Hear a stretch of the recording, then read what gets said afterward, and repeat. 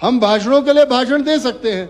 मैं किसी जनसभा में बहुत बड़ा भाषण दे सकता हूं कि चुराह विधानसभा क्षेत्र के बैरागढ़ में, जहां से मैं आता हूं, ध्यास में नया एयरपोर्ट बनाऊंगा और चॉपर ये सारी की सारी फ्लाइटें वहीं पे उतारूंगा। बोलने के लिए क्या जाता है। अब जैसे हम लोग केंद्रीय विद्यालय की मांग करते रहते हैं, जैसे मैं उदाहरण दे रहा हूं आपको, एक चंबा के लिए केंद्रीय विद्यालय मिल जाए, लेकिन जब अनुराग जी ने कहा कि मैं 13 केंद्रीय विद्यालय जो है वो अपने पार्लियामेंट क्षेत्र में दे चुका हूं और बन भी गए, मैंने एक नदौन में भी देखा, जैसे स्वर्गीय GS बाली जी थे, तो वो बड़े धाकड़ तरीके से कहते थे कि जो कहीं पर भी चीज ना हो वो भी मैं खोलूंगा।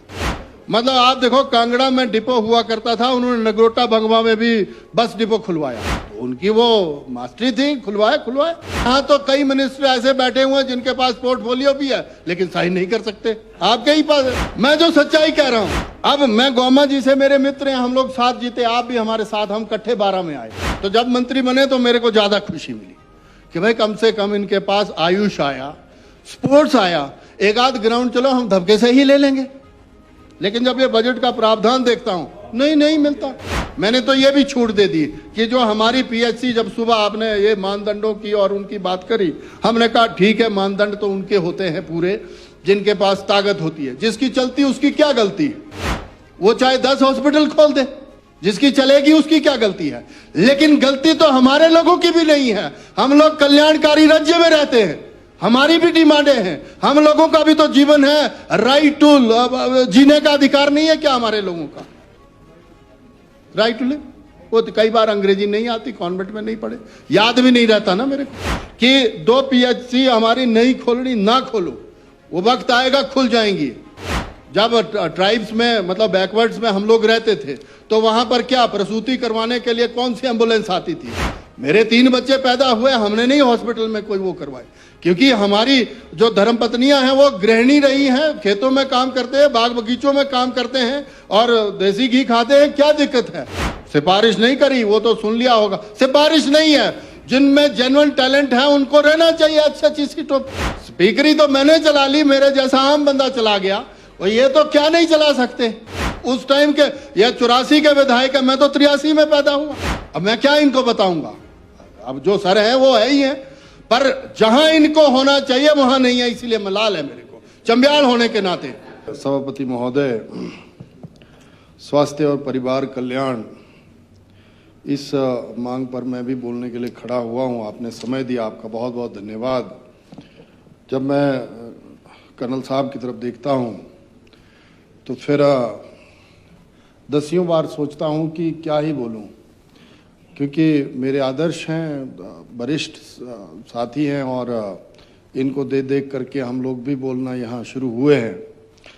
लेकिन जब फिर जिले की तरफ देखता हूँ तो लगता है कि कुछ बातें तो हमें बोलनी ही पड़ेंगी और मांग के माध्यम से यहाँ पर रखनी पड़ेंगी। माननीय स्वास्थ्य मंत्री जी यहाँ पर हैं, शायद मुख्यमंत्री जी भी सुन रहे होंगे।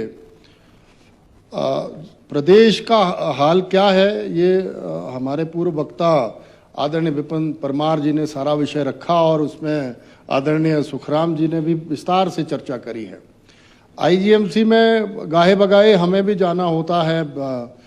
मैं तो पिछला जब कोविड का दौर था, उस दौर में जब मेरी बेटी स्वयं बीमार हुई थी, तो उस दौरान पेट स्कैन की मशीन की वैल्यू का हमें पता चला था, तो हमने तब आदरणीय जयराम जी से रिक्वेस्ट करी थी और उस पेट स्कैन मशीन के लिए वो एरिया आइडेंटिफाई किया गया, फिर बिल्डिंग बनी और अब वो मशीन पता नहीं लगी नहीं लगी, चली नहीं चली, इस विषय में इतना नॉलेज है नहीं, पर मांग बरकरार है।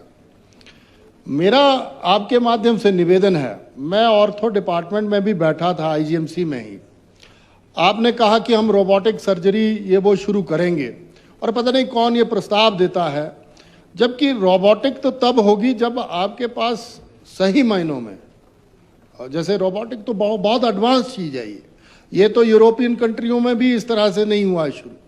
भाषणों के लिए हम लोग यहाँ पर बोल सकते हैं कि बजट में हमने एक आध पन्ना और बढ़ाना है और इनका कुछ नहीं जाता, हमारे मुलाजमों का कुछ नहीं जाएगा, ना इनको इतनी पड़ी हुई है। मैं किसी का कटाक्ष नहीं करूँगा। सभापति महोदय, ये बहुत गंभीर विषय है। मैं उनके पास बैठा, उन्होंने कहा हमारे पास वो इक्विपमेंट्स हैं, ऑर्थो के जो एचओडी हैं, उन्होंने कहा कि हमारे पास वही इक्विपमेंट्स हैं जो आज से 20 साल पहले थे या 15 साल पहले थे। हम भाषणों के लिए भाषण दे सकते हैं। मैं किसी जनसभा में बहुत बड़ा भाषण दे सकता हूं कि चुराह विधानसभा क्षेत्र के बैरागढ़ में, जहां से मैं आता हूं, ध्यास में नया एयरपोर्ट बनाऊंगा और चॉपर ये सारी की सारी फ्लाइटें वहीं पे उतारूंगा। बोलने के लिए क्या जाता है। अब तीसरी बार से हम लोग भी यहाँ पर सदस्य चुन करके आए हुए हैं। लोगों की बहुत सारी उम्मीदें हैं।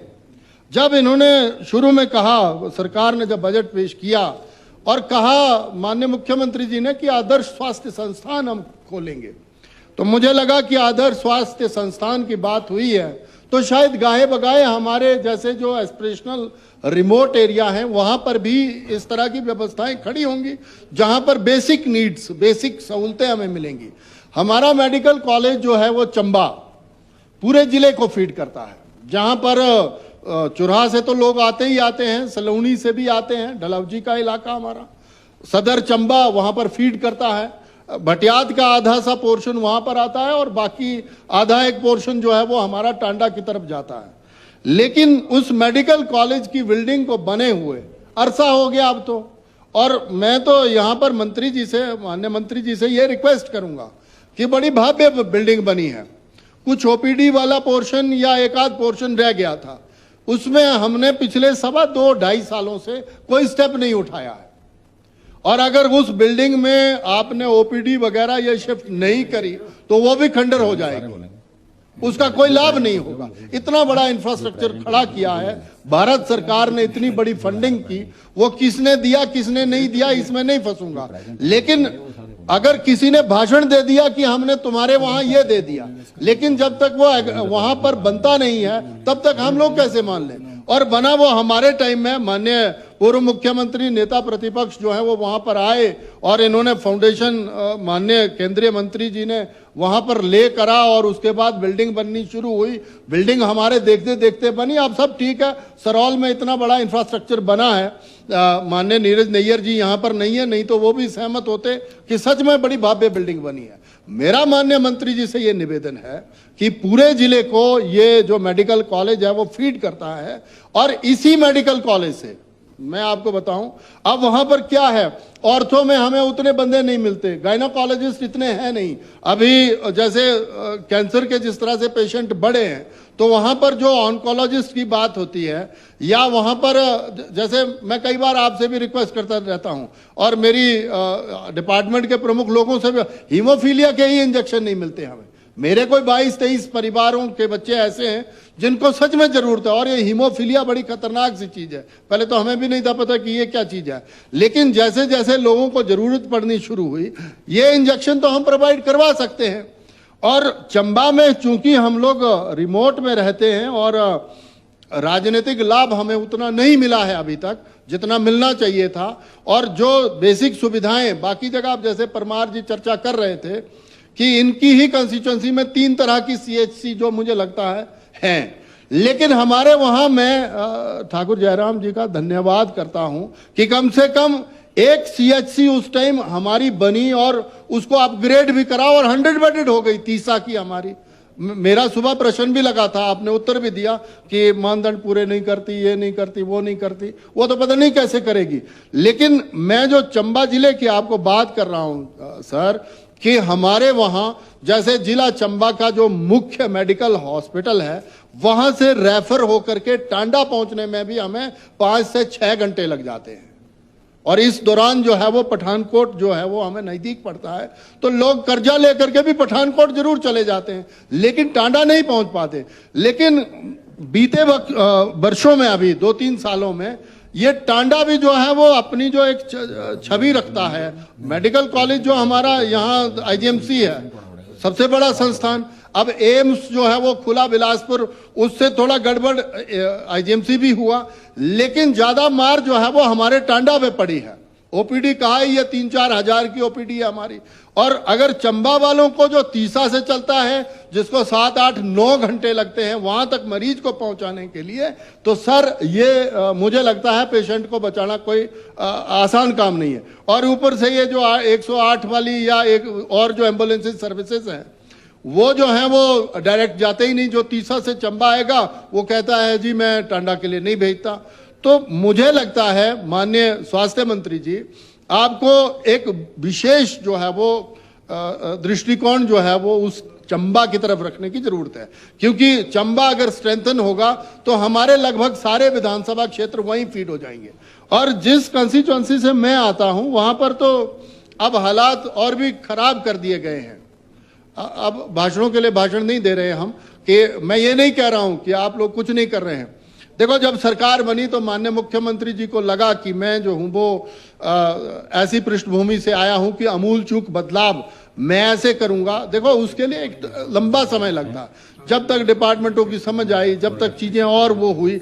अब 2.5 साल 3 साल में हम लोग प्रवेश कर गए और 3 बजट तो हमने पेश ही कर दिए। जब 3 बजट पेश कर दिए, चौथा बजट जो है वो मुझे नहीं लगता हम लोगों को वैसे बचा पाएगा। जो सच्चाई है, लोग जैसे बाहर आप अगर जाओ पूरे हिमाचल प्रदेश में घूमो तो लोग हर कुछ बोलते हैं, जो सच्चाई है।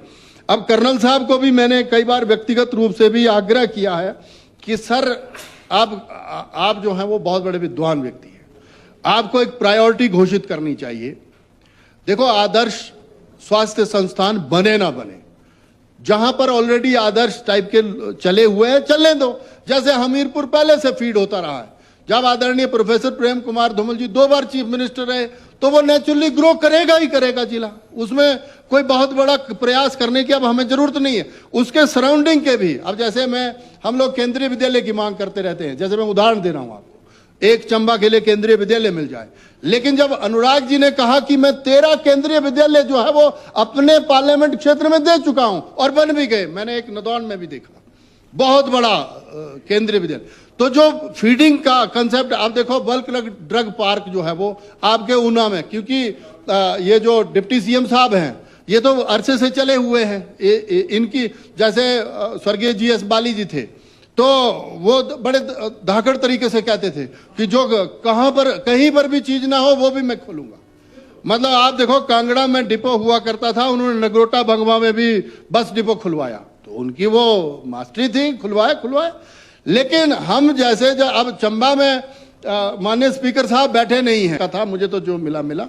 लेकिन मेरा किसने? नहीं, स्पीकर साहब ने नहीं बोली है। आप स्पीकर साहब को नहीं कह सकते। माननीय हर्षवर्धन जी खामोखा से डर रहे हैं, आपकी इंडस्ट्री कभी नहीं लेंगे वो। मैंने तो कहा है उनको, किसी की नहीं लेंगे। पर मेरा ये माननीय, ये तो आपका अपना वो है, प्रिविलेज है, आप क्या करें क्या ना करें। लेकिन मेरा ये निवेदन है आपके माध्यम से कि माननीय स्वास्थ्य मंत्री जी हैं, माननीय स्वास्थ्य मंत्री जी, वो तो सबके साथ होता है कहानी। देखो, अन्याय की भी परिभाषा जो है वो बड़ी, इसमें भी परसेंटेज है, किसी के साथ 1%, किसी के साथ 2%। यहां तो कई मिनिस्टर ऐसे बैठे हुए हैं जिनके पास पोर्टफोलियो भी है लेकिन साइन नहीं कर सकते, आपके ही पास। मैं जो सच्चाई कह रहा हूं, प्लीज मांग पे बोलो, मांग पे देखो, मैंने इनको कई बार कहा कि यार ये तो हमारा ही टाइम होता है भाई, मांग पे बोलिए। इसमें हम लोग मांग में ही बोल रहा हूं। इन्होंने खुद घुमाया तभी मांग बढ़ी मेरी ये इस तरह से। देखो, ये इनका दोष है, इनको बोलो कि दोष ना लाए बीच में। अब मैं गोमा जी से मेरे मित्र हैं, हम लोग साथ जीते, आप भी हमारे साथ, हम इकट्ठे 12 में आए। तो जब मंत्री बने तो मेरे को ज्यादा खुशी मिली कि भाई कम से कम इनके पास आयुष आया, स्पोर्ट्स आया, एक आध ग्राउंड चलो हम धक्के से ही ले लेंगे। लेकिन जब ये बजट का प्रावधान देखता हूं, नहीं मिलता है न। लॉ तो रहने ही दो, लॉ से तो मैं दूर ही रहता हूं। इसीलिए मेरा जो है वो, मेरा जो निवेदन है आपके माध्यम से सभापति महोदय, जिस चंबा का हम लोग जिक्र कर रहे हैं, ये मुद्दा डाइवर्ट कर रहे थे आप लोग। देखो, प्रतिनिधित्व का मौका जब मिलेगा तब मिलेगा, वो तो तब देखी जाएगी। लेकिन अभी जो आप आदर्श स्वास्थ्य संस्थानों की बात कर रहे हैं, उस पर सोचने की जरूरत है। आपको प्रायोरिटी डिक्लेयर करनी चाहिए कि भाई जहां तो आदर्श ऑलरेडी है, अब मान लो ये जो आईजीएमसी वाला सराउंडिंग एरिया है, यहाँ 4-5 कंस्टिट्यूएंसियां वैसे ही आईजीएमसी फीड करती है, तो यहाँ आदर्श को खोलने की क्या जरूरत है। अब जैसे बिलासपुर जिला है आपका, वहां इतना बड़ा एम्स खड़ा हो गया, वहां 5 विधानसभा क्षेत्रों में क्या आपने आदर्श खड़ा करना, मत करो खड़ा, क्या जरूरत है, क्योंकि वहां ऑलरेडी खुले हुए संस्थान है।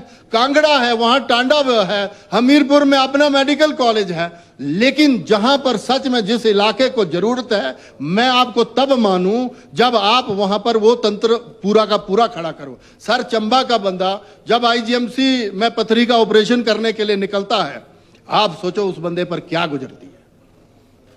मैं तो धन्यवाद करता हूं, वहां पर हमारे आईजीएमसी में कुछ बहुत सारे डॉक्टर्स ऐसे हैं सर, जब हम कॉल करते हैं वो कहते हैं कि सर 600 किलोमीटर से मरीज आया है, उसको तवज्जो मिलती है, प्रेफरेंस मिलती है। मतलब क्यों चंबा से वो शिमला आ जाए। हमने पिछली बार, मैं पूर्व मुख्यमंत्री जी का धन्यवाद करता हूं, मैंने इनसे आग्रह किया कि एक डायरेक्ट बस जो है वो जनाब बैरागढ़ से शिमला की तरफ लगाओ, जो 11 घंटे 12 घंटे चलती है वो लगातार 2-3 स्टेटों को लगा करके आती है। लेकिन मरीज जब पहुंचता है तो हमारे यहां पर जितने भी डॉक्टर हैं हमें सहयोग करते हैं, और बंदा जो है 1-2 दिन में ऑपरेशन करवा करके तीसरा चला जाता है, क्योंकि चंबा में तो उसके टेस्ट ही पूरे नहीं होंगे। वहां तो एमआरआई, सीटी, एक्सरे, इसकी कल्पना ही नहीं की जा सकती। तो मेरा ये आपसे ये निवेदन है, चिल्लाकर मैं इसीलिए बोल रहा हूं कि देखो, जिस दिन आपने चंबा के हालात सुधार दिए, मैं लास्ट में, जब हम लास्ट वाला बजट पढ़ेंगे और जब हम चुनावों में फिर से जाएंगे, तो मैं ये भाषण जरूर दूंगा कि तथाकथित एक व्यक्ति विशेष था, जिस व्यक्ति ने जो है वो शुद्ध उस इलाके के ली थी जिसकी शायद उतनी नहीं ली गई, जो सच्चाई है।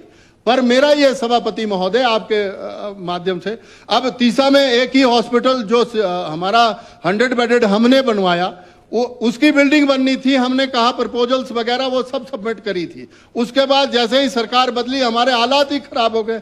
17 डॉक्टर पूरे 4 साल जो है वो फीड करते रहे उस पूरे इलाके को सर, और आज की डेट में उस विधानसभा के मुख्य हॉस्पिटल जो तीसा है, वहां पर सिर्फ और सिर्फ 2 ही डॉक्टर जो है वो सेवाएं दे रहे हैं। कहां का न्याय है, कहां का आदर्श स्वास्थ्य संस्थान है। मैंने तो उस दिन आपको बजट अभिभाषण पर जब चर्चा हो रही थी, उस दिन भी कहा कि माननीय आप सिर्फ एक ही काम कर दो हमारा।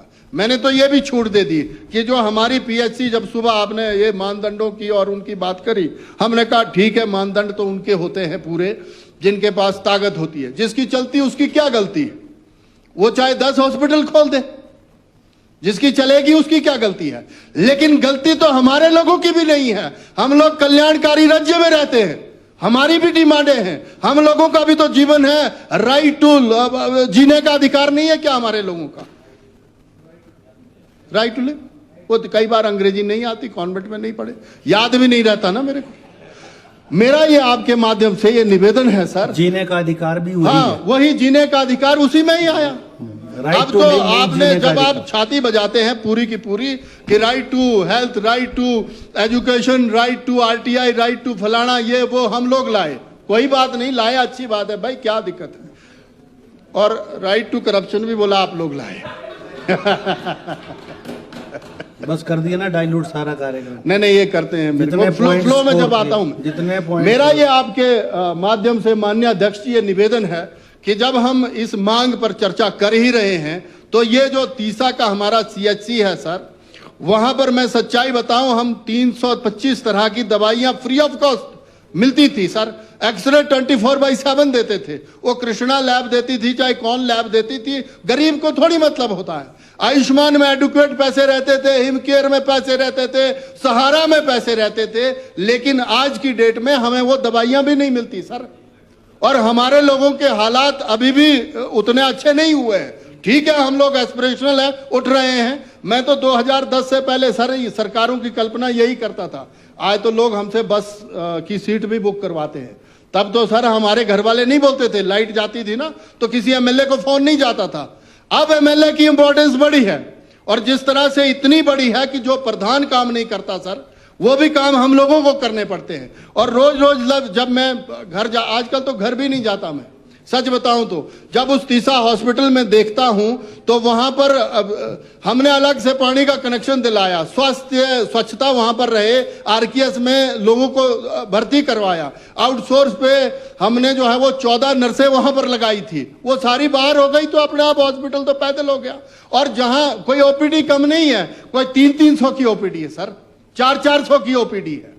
फिर उसका कौन, ये उस हॉस्पिटल को आदर्श बनाओ, सारा हिमाचल का वो करके ना एक वो आदर्श बना दोगे।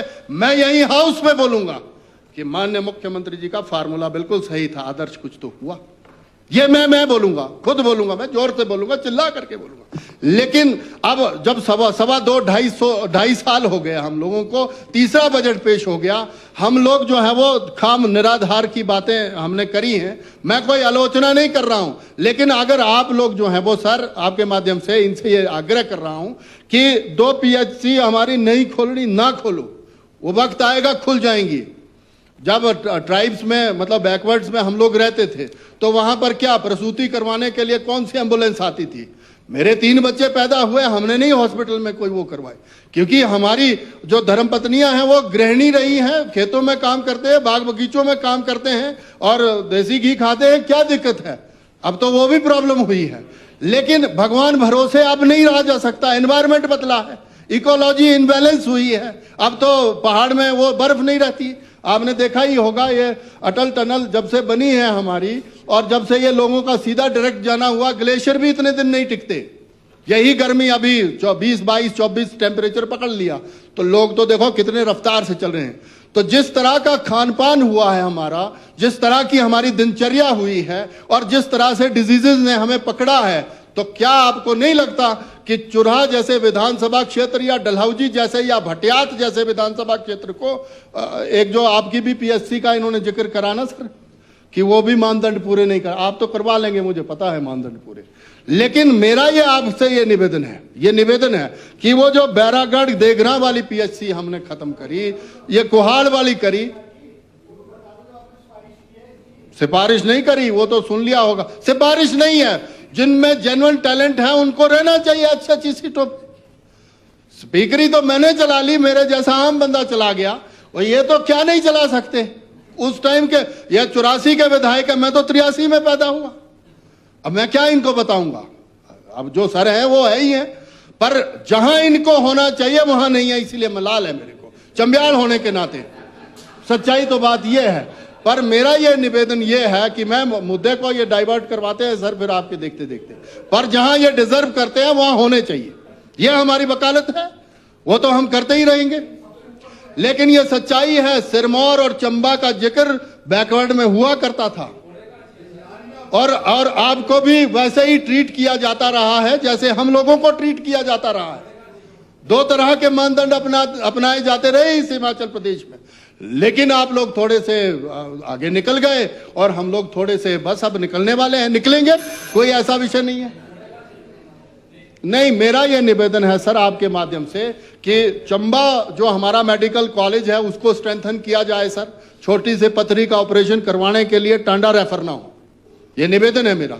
स्टंट तो जो पढ़ने हैं वो पढ़ते रहेंगे, और जो नहीं स्टंट तो पढ़ने वो पढ़ेंगे, लेकिन मेरा यह निवेदन है कि हमें छोटी छोटी चीज़ों के लिए, जैसे हीमोफीलिया की मैं दवाई की बात करता रहता हूं, वो 16 परिवार मेरे गले की फांस होते हैं। मैंने कई बार सेक्रेटरी से भी कहा है कि मैडम वहां पर एडिक्वेट फंड डाल दो ताकि वो लोग ले सकें ऐसा। और मैं धन्यवाद करना चाहता हूं वहां पर जो अधिकारी कर्मचारी अभी डॉक्टर्स तैनात है, 2-3 लोगों ने सर बड़ा शाही तरीके से चलाया हुआ। अगर डॉक्टर पंकज वहां पर ना हो तो मुझे नहीं लगता कि मेडिकल कॉलेज चंबा चल पाएगा। ऐसा मैं सीधे डायरेक्ट तौर पर कहता हूं, कोई वो किस विचारधारा से वो नहीं हमें मतलब, लेकिन जो अच्छा काम कर रहा है। डॉक्टर पुरी ने जो हमारे वहाँ BMO तो कभी रहा ही नहीं तीसा, मैं सच्चाई बताऊं, लेकिन डॉक्टर पुरी है, अच्छा काम कर रहे हैं, और पूरा दिन रात 300 की OPD अकेला बंदा निभा देता है। कई बार तो मुझे लगता है जैसे वो हम लोग नहीं जाते थे चेले उन चपाटों के पास कि भाई जाओ बबूत लगाओ और ठीक हो जाएगा। लोगों की आस्था तो ऐसी हो गई है कि जब तक पुरी साहब नहीं लिखेंगे पर्ची तब तक मरीज ठीक भी नहीं होगा। तो मैं स्वास्थ्य मंत्री जी से ये निवेदन करूंगा कि जो ये मांग 9 पर हम लोग चर्चा कर रहे हैं उसमें मैं भी शामिल हुआ हूं।